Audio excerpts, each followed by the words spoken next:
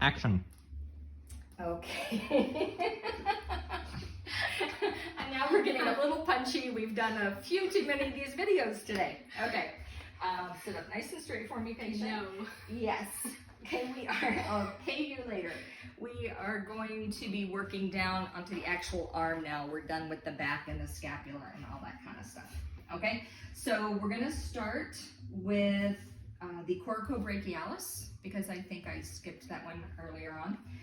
So the Coracobrachialis origin is at the coracoid process, and then it inserts on the top third of the humerus, and its job is to flex the shoulder. So her clavicle's right here, mass of her shoulders right here. So I'm gonna be in this nice little soft triangle, and there it is, I found it. And I'm gonna ask my patient, can you press your arm up? And she has an excellent one. And again, pec minor inserted here, Coracobrachialis starts here. So it's actually two muscles coming just like this up to one point. Okay, but the action is different, and that's how you can feel which one you're on, is by asking for a different action. Okay, so that was Coracobrachialis. Biceps brachii. Biceps brachii bends the elbow. Long head flexes the shoulder, but so do a lot of other things. Okay, so does anterior deltoid, so does Coracobrachialis. So we're gonna focus on the elbow flexion because that's biceps' main job. Okay, so we're gonna have palm up, okay? And it's this entire muscle right here. You guys all know where your biceps is. So can you press your arm, bend your elbow for me? There you go, okay? This is the bicep. This is the muscle belly, okay? If I asked for the distal tendon of the bicep, that's just a different part of the same exact muscle, okay? So the muscle belly is up here, muscle turns into tendon, and tendon is how it attaches to the bone, okay? So the distal tendon, you can feel this very wide tendon right here at the bend of your elbow. It's usually right in the middle, medial to lateral, and right along this crease. And same action because it's the same muscle, okay? Bend your elbow, and you can make that pop right out. So that is the biceps brachii, muscle belly, and the distal tendon, okay? Brachialis is deep, okay? So biceps is here, brachialis is deep to it, right underneath, okay? It's a little bit broader at the bottom, okay? Biceps is getting narrower and coming into this tendon.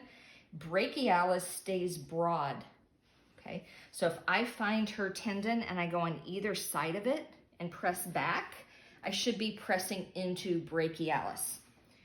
This muscle helps pronate the forearm, so I am gonna have her pronate her hand, and then I'm also gonna ask her to bend her elbow up for me, bend up, excellent, and I can feel brachialis on either side here, okay?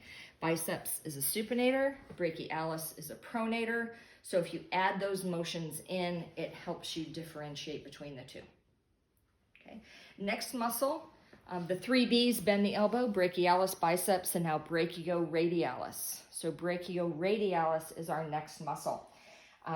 Brachioradialis, BR, we talk about the beer raising muscle because this is gonna be like you were holding a mug in your hand. Okay, hand's gonna be in neutral. Brachioradialis bends the elbow. It helps with supination and with pronation. So we just keep this one neutral, okay? Can you try to bend your elbow for me? Awesome, and it's this muscle that pops out right on top.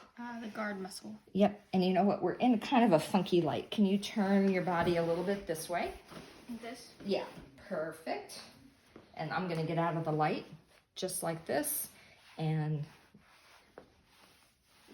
yeah, we're still in a weird light. But it's this muscle right here on top. Press up again.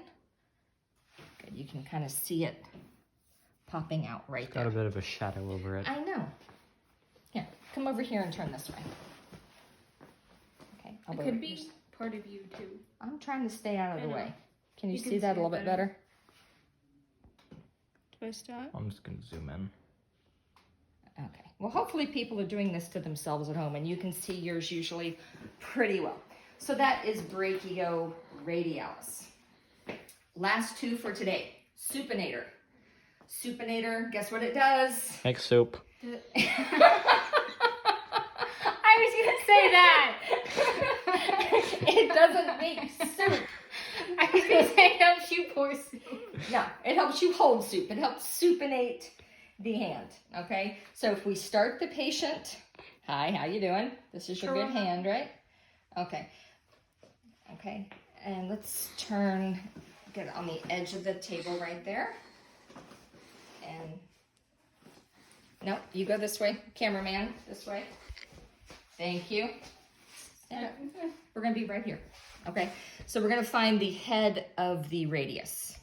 Okay, so this muscle starts up here on the humerus, and it comes down, and it actually comes across, and it's gonna help with supination. But if you feel right at the head of the radius, you're gonna feel this muscle very well. And what I'm gonna ask my patient to do, patient, would you try to turn your hand palm up? And I'm not gonna let her. So as soon as she starts to turn palm up, I just press against her, turn, and I feel this muscle tighten really, really nicely right here. Okay? Now, pronator teres, okay? Up here you have pronator teres. It starts on the medial epicondyle. You don't have to get that close. Well, everyone's got to see. And it comes down across this way, okay? And so it's a pretty big muscle. It comes just like that, okay? Down here you have Pronator Quadratus. We're not going to palpate this one because it's got too much stuff on top of it. Okay, we're just going to go up here. If I find the crease in the elbow and I come just below it and stay medial, I should be on Pronator teres. Okay, so again, crease in the elbow. It's called the Cubital Fossa, in case you ever want to know that. I'm going to come just below it, staying on the medial side. And now, patient, I want you to try to turn your hand down. That's pronation. Try to turn your hand down. And I feel that tighten right there. Okay? When she tries to turn her palm down, I just stop her from doing it. When she starts to pull, I pull the opposite direction. Okay? That's it for today. Thank you.